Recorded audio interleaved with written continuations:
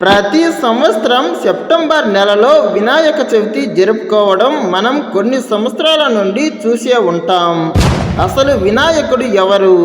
మన హిందువులకు ఎందరో దేవుళ్ళు ఉన్నా వినాయకుడికి మాత్రమే ఇంత ఘనంగా సపరేట్గా ఒక పండుగను కొన్ని రోజుల పాటు ఎందుకు కేటాయిస్తూ పూజిస్తున్నారు? కోటీశ్వరుడి నుండి కూలి వరకు తాము చేసే పనికి ముందు వినాయకుడిని పూజిస్తే తమ పనిలో విజయం వరిస్తుందని ఎందుకు నమ్ముతున్నారు? ఇలాంటి అంశాలన్నింటినీ ఈ వీడియోలో తెలుసుకుందాం. Let's begin our episode. Hindu ప్రజలు పూజించే ఆరాధించే ప్రసిద్ధ దేవులలో వినాయకుడు ఒకడు.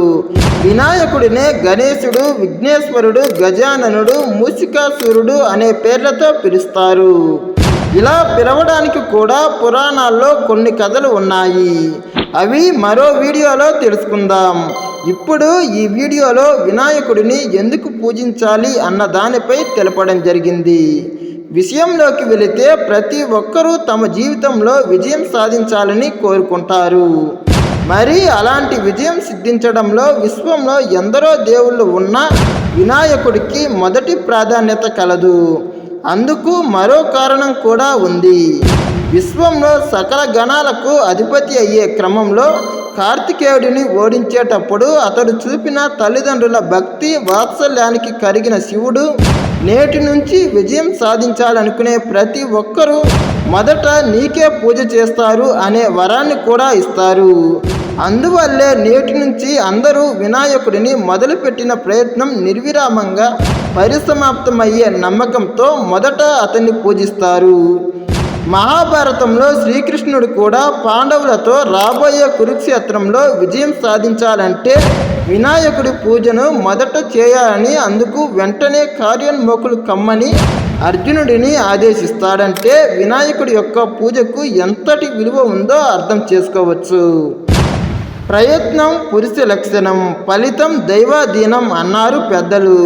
మొదలుపెట్టిన ప్రయత్నం నిర్విరామంగా పూర్తి అయితే ఫలితం దానికదే వస్తుంది.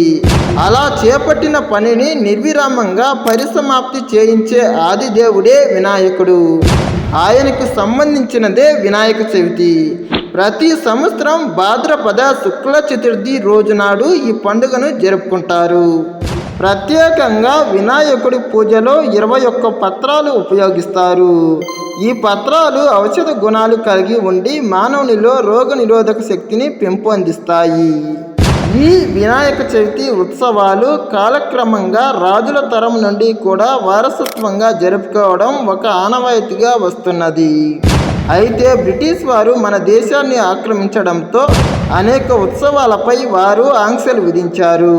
వాటిలో భాగంగానే వినాయక చవితిపై కూడా ఆంక్షలు విధించారు.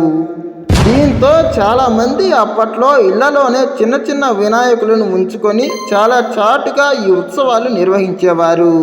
తర్వాత మొదటగా మహారాష్ట్రలో చైతన్యం వచ్చి ఎంతోమంది ప్రజలు ఐకమత్యంగా వీధుల్లోకి వచ్చి వినాయకుడి ఉత్సవాలు జరుపుకోవడం ప్రారంభించారు.